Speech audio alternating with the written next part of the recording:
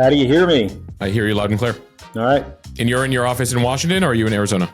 No, I've been in Washington here. I've been in Washington every day for a month because government is shut down. I don't think any of us should be leaving. We should be here doing our jobs to get the government back open, to fix this healthcare crisis that people are about to face here in 2 days. Yeah, let's talk about that, Senator. This shutdown is now nearing a record, which took place during the last Trump administration.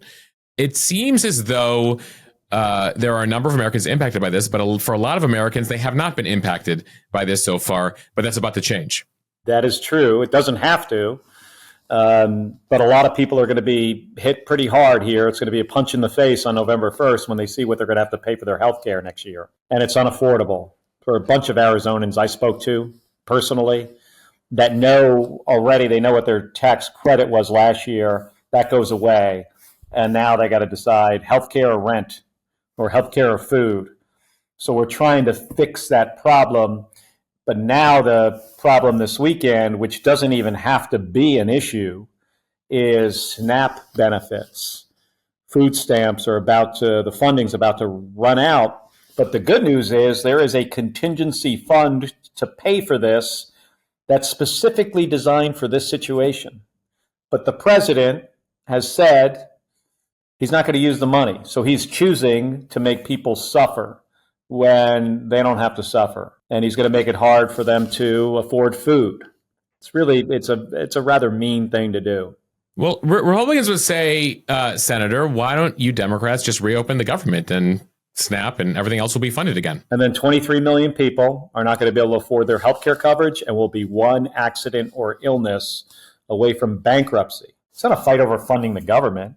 It's a fight over making health care at least somewhat affordable for the American people. What is your response, though, when Republicans say, when Senator John Thune says, guys, just vote with us to reopen the government and then we can have a conversation about the healthcare funding, about the ACA funding? We want a negotiation, not a conversation.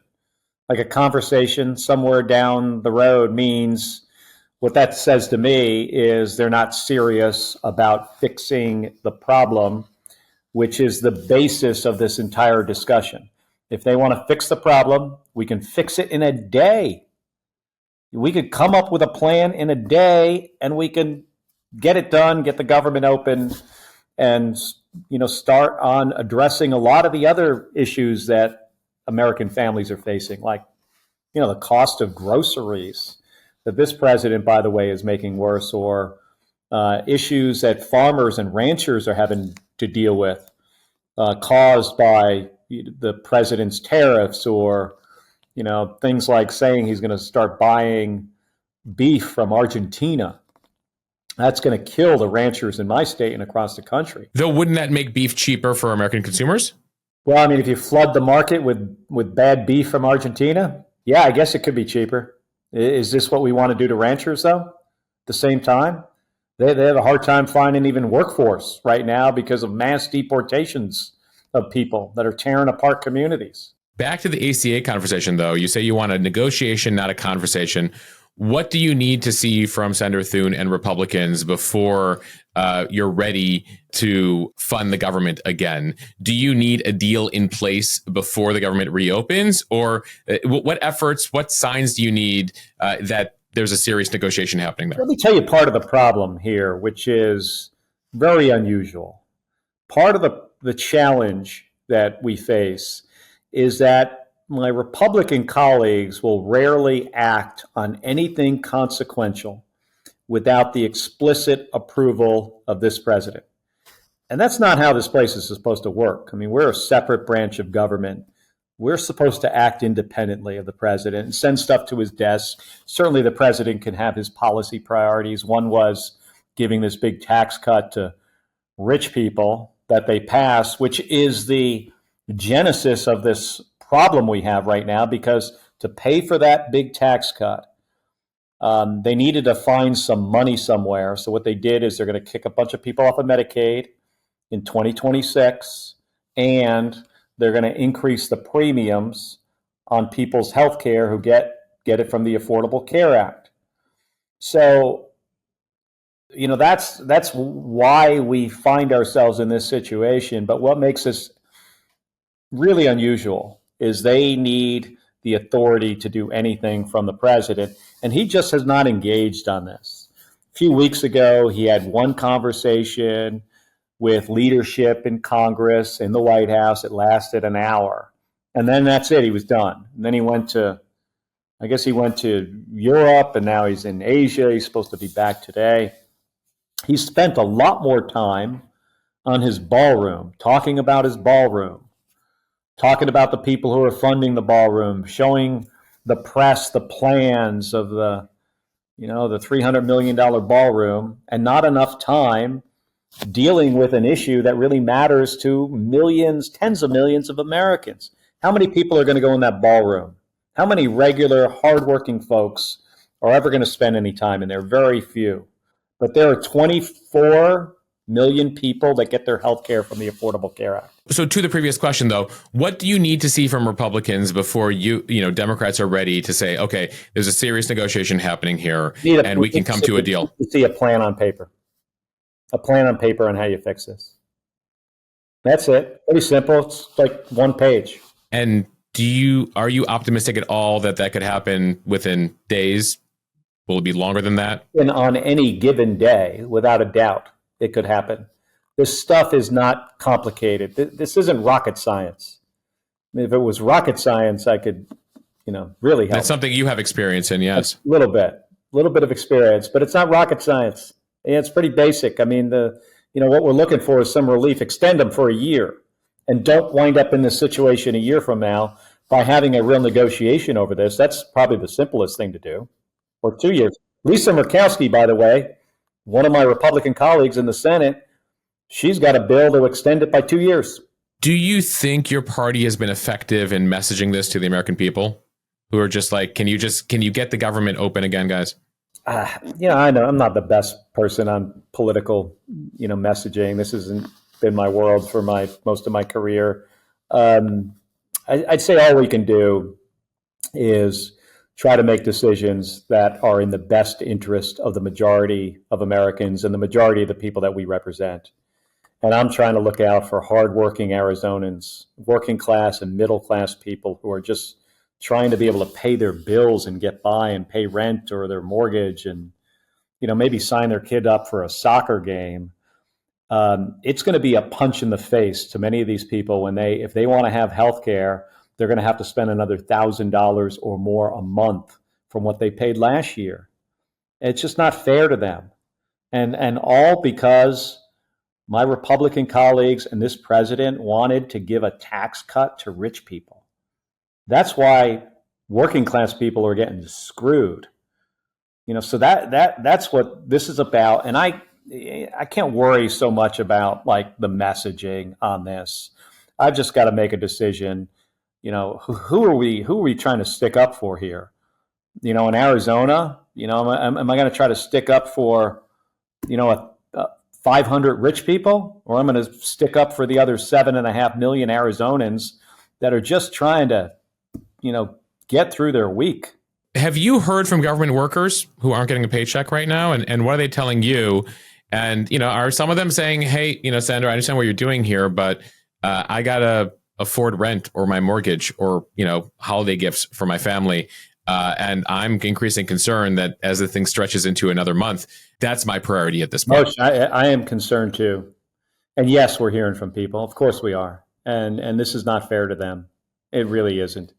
And it doesn't, this isn't easy, but we are really just trying to do the right thing here and trying to prioritize what's best for most Americans.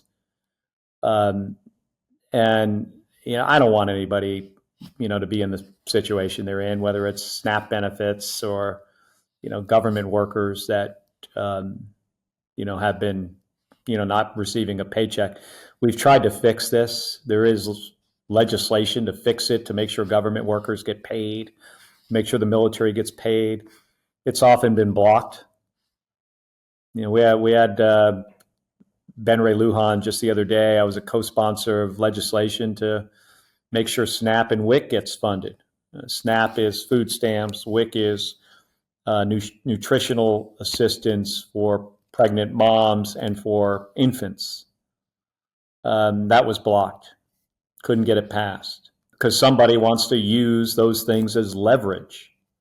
So you believe that ultimately this thing will be solved when President Trump wants to solve this, that President Trump has to get involved here in these conversations and these negotiations? Yeah, I think that would really help if he engaged with the Republicans on this.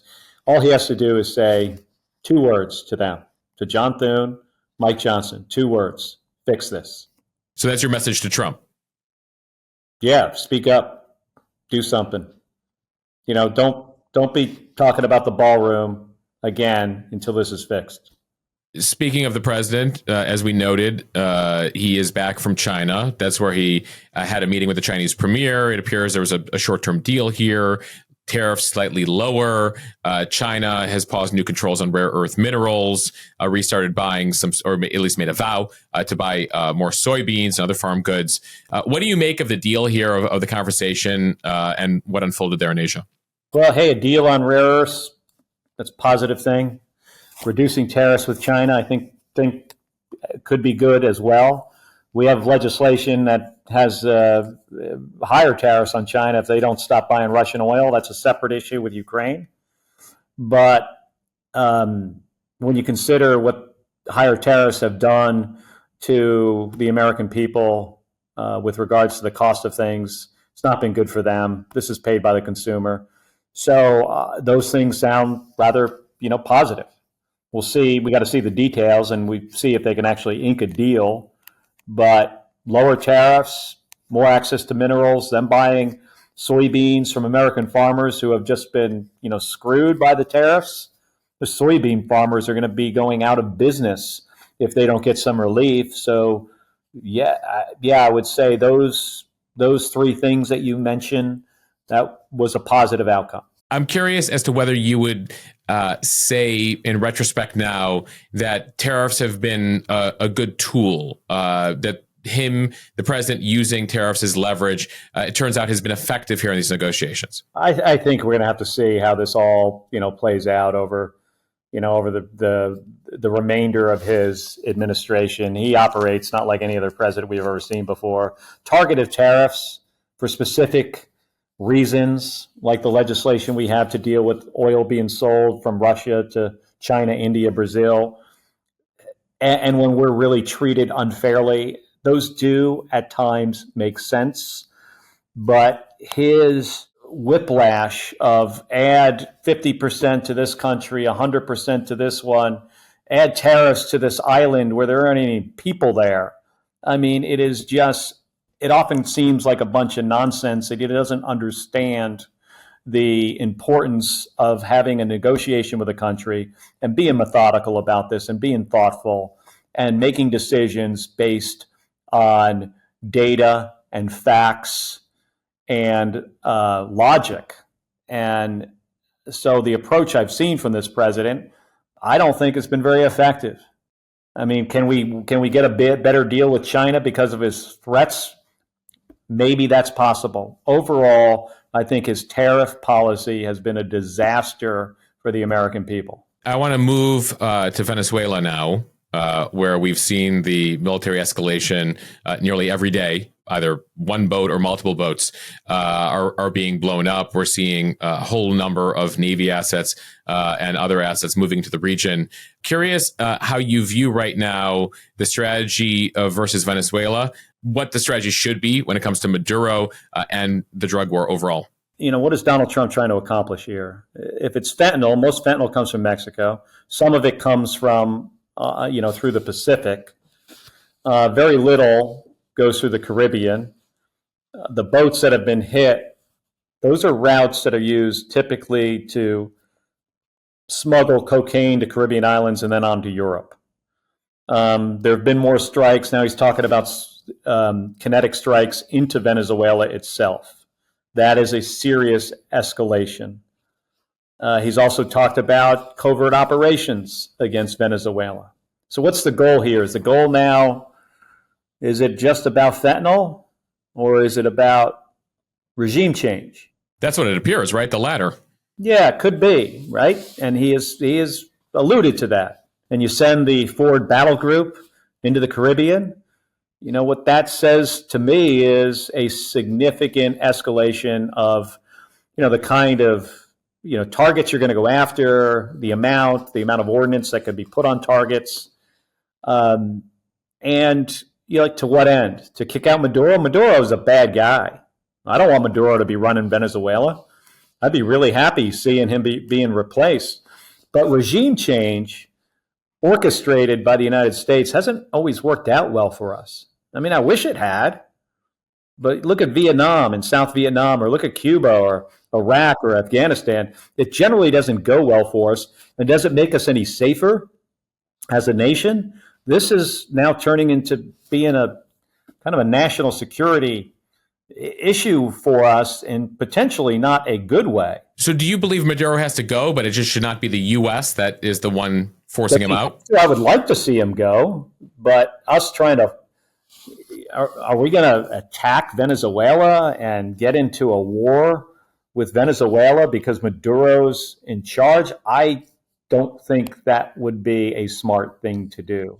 Do you think there's a scenario where this could end up sort of like the Noriega, Panama, where we went in '89, pulled Noriega out, and I mean, of course, there was some fighting, but we're not talking about a Iraq level regime change issues. Yeah, well, I think we were very fortunate in 1989 with Noriega that went as smoothly as possible, and we didn't wind up in a situation with a lot of dead U.S. service members.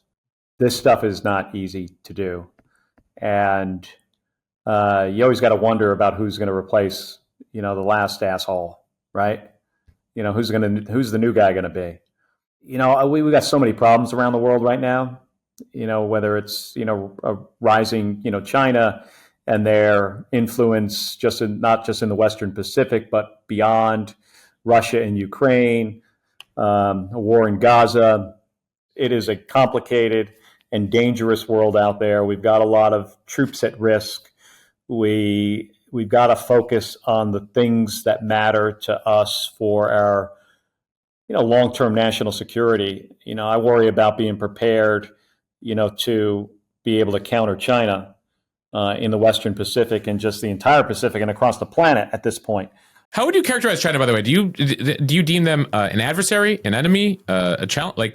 How would you describe them? I would say they're an adversary of ours, and I do not think that conflict with China is inevitable. There are many of my colleagues that do. We have folks here on Capitol Hill that say, well, talk about 2027 as being the time where we're going to war with China. I think that would be a mistake to think about it in those terms. Is a mistake. We should try to avoid getting in armed conflict with other countries, especially other countries who have nuclear weapons, who have a nuclear arsenal. The Chinese do.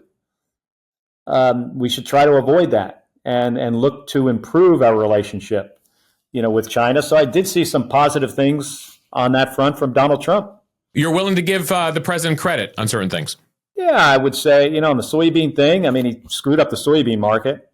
But to try to fix it, sure. The critical minerals, he rapidly raised, tariffs to try to get them to be much more reasonable for the American people. Sure, I'll give him some credit. And then you come back and you start talking about testing nuclear warheads. Yeah, I wanted to ask about that before we go here, Senator. Yeah. That's clearly in response to Vladimir Putin and some of the tests he's conducted this week. I mean, is it? Because the test that the Russians did is not a nuclear warhead. I'm not so sure the president understands this stuff. Is he reading his briefing materials? The presidential daily brief? What kind of brief are they getting him? The Russians did a test on a powered cruise missile. That was not a nuclear warhead. The Russians haven't tested a nuclear warhead in decades, nor have we or the Chinese. If the Department of Energy was to conduct a test of a nuclear warhead, that opens this up for the Chinese to start doing this. We've had an agreed moratorium on nuclear testing. We've done over 1,000 tests of nuclear warheads over decades. We don't need to test them anymore. We're pretty good at modeling them through simulation. The Chinese have done relatively few nuclear tests. If they find themselves in a position where they feel like they can freely now test nuclear weapons again, this benefits them. This makes their nuclear triad more capable. Doesn't help us. So, an important distinction here for the audience: it appears they've been testing things that are either nuclear capable or nuclear powered, but not actual atom bombs themselves. Exactly. And I don't know if the president understands that distinction. Do you support, though, the U.S. military? It sounded like, the president alluded in his social media post to, testing things that are equal to what the Russians and Chinese are testing, that we should be testing, various military or weapons assets that Russians could hold and nukes. Chinese are taking steps that are very concerning for us. The delivery of certain weapons, hypersonic glide vehicles, as an example, and different trajectories to deliver weapons to the U.S. homeland. These things are really concerning for us, and we've got to have an answer. I asked the nominee to be the head of Stratcom about this today in his confirmation hearing. So we've got to figure out a way to counter the development of these new and rather aggressive technologies. The Russians have done things while I've been in this office in the Senate that are very disturbing, and we've got to have answers to them. But what the president said this week, I just thought was either he's not well informed, or he misspoke. But I will say what he said was not helpful. I'll end here, and I know that we sit here at the end of 2025, Senator, but 2028 comes up. Kamala Harris has made some headlines on that front. Gavin Newsom's made some headlines on that front. Your name is obviously circulated for a number of reasons as a potential contender. What thoughts or any thought are you giving to a potential White House run? Mosh, I'm just trying to get through this week and then next week and fix people's health care prices and get the government back open.